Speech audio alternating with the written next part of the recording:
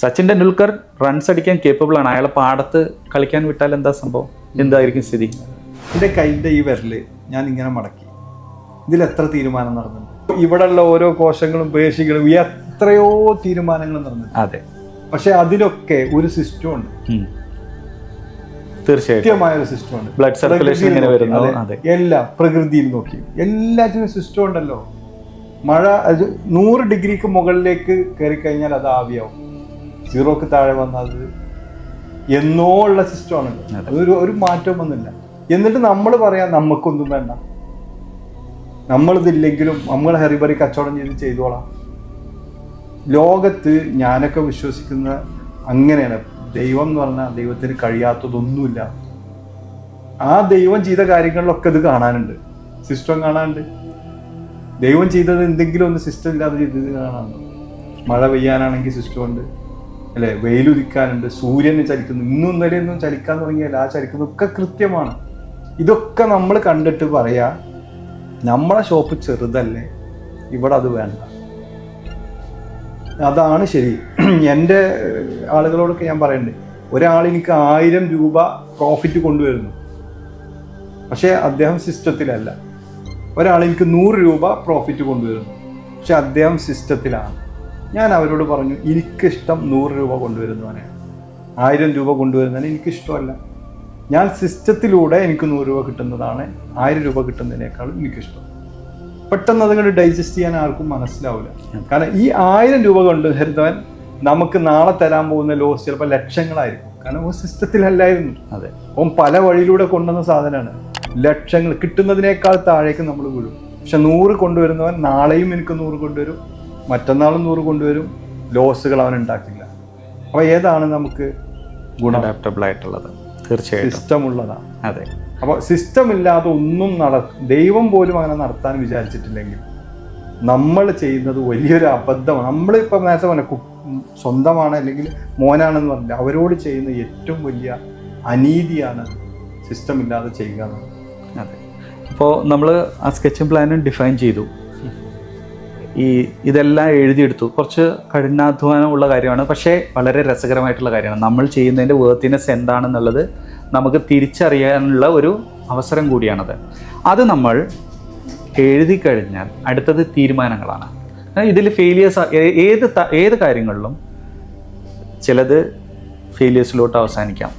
അത് നമ്മൾ ആക്സെപ്റ്റ് ചെയ്യണം. ഫെയിലിയേഴ്സ് എന്ന് പറയുന്നത് നമ്മുടെ ജീവിതത്തിൻ്റെ ഒരു ഭാഗമാണ്. അതിൽ നിന്നാണ് നമ്മൾ കൂടുതൽ കാര്യങ്ങൾ പഠിച്ചെടുക്കുന്നത്. അപ്പോൾ ആ ഫെയിലിയേഴ്സിനെ നമുക്ക് ഉൾക്കൊള്ളാനുള്ള ഒരു മനഃശക്തി കൂടി കൊണ്ടുവന്നിട്ട് ഇത് നമ്മൾ എന്ത് ചെയ്യുക, ഇംപ്ലിമെൻ്റ് ചെയ്യുക എന്നുള്ളതാണ്. ഇത് ഇംപ്ലിമെൻ്റ് ചെയ്യുന്നിടത്തും അവിടെ കൊച്ചു കൊച്ചു പ്രോസസ്സുണ്ട്. ഇപ്പോൾ ഒരു ഉദാഹരണത്തിന് ഞാനാണ് എൻ്റെ ഷോപ്പിൽ നിൽക്കുന്നത്, നാളെ ഞാൻ ഒരാളെ എടുക്കാൻ തീരുമാനിക്കുന്നു. അയാൾ ഇതിൽ എന്തൊക്കെ ടാസ്കുകൾ ചെയ്യണം എന്നുള്ളത് നമ്മൾ തീരുമാനിക്കണം. കഴിഞ്ഞോ? ഇല്ല. അയാളെ എങ്ങനെ ഇവാലുവേറ്റ് ചെയ്യണം എന്നുള്ളത് നമ്മൾ തീരുമാനിക്കണം. മനസ്സിലായില്ലേ? ഏതെങ്കിലും ഒരാൾ എടുത്തിട്ട് ഇതെല്ലാം കൂടി നിങ്ങൾ ചെയ്തോ, നടക്കില്ല. നമ്മളെപ്പോലെ ആവാൻ അവർക്ക് കഴിയില്ല. അപ്പം അയാൾ ഏതൊക്കെ കാര്യങ്ങൾ എടുക്കാൻ കേപ്പബിളാണ്. ഇനിയും കഴിഞ്ഞോ? സച്ചിൻ ടെണ്ടുൽക്കർ റൺസ് അടിക്കാൻ കേപ്പബിൾ ആണ്. അയാളെ പാടത്ത് കളിക്കാൻ വിട്ടാൽ എന്താ സംഭവം, എന്തായിരിക്കും സ്ഥിതി? അപ്പം നമ്മളുടെ സാഹചര്യത്തിനനുസരിച്ചിട്ടാണോ ഇയാൾ വന്നിരിക്കുന്നത്? അയാൾ ഒരു സെൽഫ് മോട്ടിവേറ്റഡ് പേഴ്സൺ അല്ല, അല്ലെങ്കിൽ നമ്മൾക്ക് മോട്ടിവേറ്റ് ചെയ്ത് കൊണ്ടു നടക്കാൻ പറ്റാവുന്ന ഒരു പേഴ്സൺ ആണോ? ഇത് അയാളുടെ കൂടെ പാഷനാണോ, അത് വേറെ എന്തെങ്കിലും കാര്യത്തിനാണോ? ഇതെല്ലാം നമ്മൾ ആ സമയങ്ങളിൽ നമ്മൾ ഐഡൻറ്റിഫൈ ചെയ്യേണ്ടതുണ്ട്. പോസിബിൾ ആണോ? ഒരു പുതിയൊരു സ്ഥാപനം തുടങ്ങുന്നത് അല്ലെങ്കിൽ നമ്മൾ കൊച്ചു ബിസിനസ് ചെയ്യുമ്പോൾ ഇതെല്ലാം നമുക്ക് പോസിബിൾ ആയിക്കൊള്ളണമെന്നില്ല. പക്ഷേ ഇതെല്ലാം നമുക്ക് പേപ്പറിൽ കൊണ്ടുവരാം, ഇംപ്ലിമെൻ്റ് ചെയ്യണമെന്നില്ല. അവിടെയാണ് നമ്മളുടെ ചിന്താഗതികൾ മറ്റുള്ളവരുടെ കാഴ്ചയിൽ നിന്ന് ആ കാഴ്ചപ്പാടുകൾ വ്യത്യാസം ഉണ്ടാകുന്നത്. അങ്ങനെ വരുമ്പോഴാണ് നമ്മൾ ഗ്രോ ചെയ്യുന്നതും നമ്മളുടെ ചിന്തകൾ ഗ്രോ ചെയ്യുന്നതും അവസരങ്ങളും ഗ്രോ ചെയ്യുന്നത്. Very good. ഇത് ഈ പേപ്പറിലേക്ക് പറഞ്ഞപ്പോഴേ, പേപ്പറിൽ നമ്മൾ എത്ര എഴുതുന്നോ ആർക്കാണ് അതിൻ്റെ ക്ലാരിറ്റി. ഇന്നലെ നമ്മൾ പറഞ്ഞു ക്രിസ്റ്റൽ ക്ലാരിറ്റി കിട്ടണം നമുക്കാണ്. അതെ, നമ്മൾ സ്ഥിരം നടക്കുന്ന സാധനം എഴുതുമ്പോഴേക്കാരാ ഇതിങ്ങനെ പോയാൽ പോരല്ലോ, ഇങ്ങനെ പോകണ്ടേ, ഓരോന്ന് കൃത്യമായി എഴുതി നോക്കണം. എന്നിട്ട് ആർക്കാണ് ആദ്യം ഇതിൻ്റെ ക്ലാരിറ്റി കിട്ടേണ്ടത്? ബിസിനസ് ഓണേഴ്സിന്. അതെ, ബിസിനസ് ഓണേഴ്സിന് കൃത്യമായ ക്ലാരിറ്റി ഈ വിഷയത്തിൽ ഇത് ഇങ്ങനെ വന്ന് പോയി കിട്ടിക്കഴിഞ്ഞാൽ, അത് പേപ്പറിലേക്ക് എഴുതി കഴിഞ്ഞാൽ കിട്ടിയ കാലം അത് നേരെ താഴേക്ക് കൊടുക്കാം. അതെ, വളരെ ഈസി ആയിട്ട് നമുക്ക് അവരിലേക്ക് കൈമാറാൻ പറ്റും. കാരണം ഞാൻ ചിലപ്പോൾ ഹറിബറിയായിട്ട് ചിലപ്പോൾ എന്തെങ്കിലും വേറെ വിഷയത്തിനിടയിൽ ഒരു ചോദ്യം വന്നു, നമ്മളതിൻ്റെ ആൻസർ കൊടുക്കും. ഇവരത് ചെയ്താൽ ആര് പറഞ്ഞു, എപ്പോൾ പറഞ്ഞു എന്ന് ചോദിക്കാലോ. നേരെ മറിച്ച് സിസ്റ്റം ഉണ്ട്, ഇയാൾ സെക്യൂർഡാണ്, നിങ്ങൾ പറഞ്ഞു എന്ന് വേണ്ട, അതാ എഴുതിയത് ഇതാ കൃത്യമായിട്ട് ഞാൻ ഇത് വെച്ചിട്ടാണ് ചെയ്തത്, അവർക്ക് പറയാം. അതെ. അപ്പൊ പേപ്പറിലേക്ക് എഴുതുന്നത് അത് ക്ലാരിറ്റി കിട്ടുന്നത് നമുക്കാണ്. അതെ, നമുക്ക് കിട്ടിയ അതേ ക്ലാരിറ്റി തന്നെ കൈമാറാൻ ഏറ്റവും നല്ലത് പേപ്പേഴ്സ്.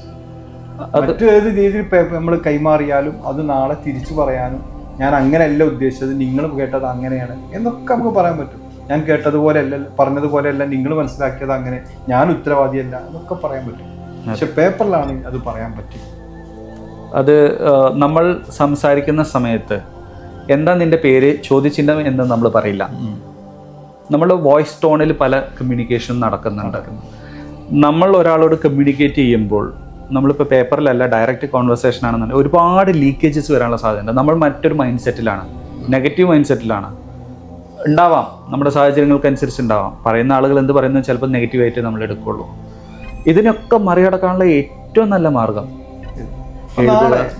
ഇത് ഒരു സ്കൂളിലൊക്കെ നമുക്ക് സംഭവം ഹോംവർക്ക് ചെയ്തില്ല, നാളെ ഹോംവർക്ക് ചെയ്യാതെ കണ്ടു വാ, എഴുതുമ്പോ നമുക്ക് നാളെ ഹോംവർക്ക് ചെയ്യാതെ വാന്നെ എഴുതാൻ പറ്റും. പക്ഷെ അതിന്റെ അർത്ഥം എന്താ, ഇന്ന് നീ ചെയ്തിട്ടില്ല, നാളെ എങ്ങാനും എഴുതാതെ വന്നാൽ എന്റെ സ്വഭാവം വേറെയാണ് എന്നൊക്കെ അതിന്റെ പിന്നിലുണ്ട്. അതെ. അപ്പോൾ ഇതില് എഴുത്ത് എന്ത് മാത്രമല്ല, നമ്മളെ ഈ വാക്കുകളിൽ എന്തുണ്ട്, അതിന് നെഗറ്റീവ് മീൻസിലൊക്കെ വരും. എഴുതുമ്പോൾ നമുക്ക് എന്ത് ചെയ്യാൻ പറ്റും, അവിടെ ഇങ്ങനെ ഗൗരവപ്പെട്ട് പറഞ്ഞു എന്താണെന്ന് വെച്ചാൽ എഴുതന്നമാണ്. അതെ, എഴുതുമ്പോൾ കൃത്യമായി എഴുതണം. അല്ലാതെ ഇവിടെ നമ്മൾ സംഭവിക്കുന്ന പോലെ ഇങ്ങോട്ട് വാന്ന് മാത്രം എഴുതിയിട്ടുണ്ടെങ്കിൽ പണി കിട്ടും. അപ്പൊ സിസ്റ്റം ക്രിയേറ്റ് ചെയ്യുമ്പോൾ നമ്മൾ ആളുകൾ ശ്രദ്ധിക്കേണ്ട സിസ്റ്റം എന്താണ്, അതിന്റെ ഉദ്ദേശം എന്നും കൂടെ, അതിന്റെ കൂടെ ഈ ക്വസ്റ്റ്യൻ മാർക്ക് എന്താണ് ആഡ് ചെയ്യേണ്ടത് വെച്ചാൽ ആഡ് ചെയ്തേ പറ്റും. നമ്മളത് ചെയ്യും, എഴുതുമ്പോൾ നമ്മളത് ചെയ്യും, പറയുമ്പോൾ നമ്മൾ പറയുമെങ്കിലും അവർ മനസ്സിലാക്കണമെന്നില്ല. കാരണം പലതും പറയാതെ പറയുകയാണ് നമ്മൾ ചെയ്യുന്നത്.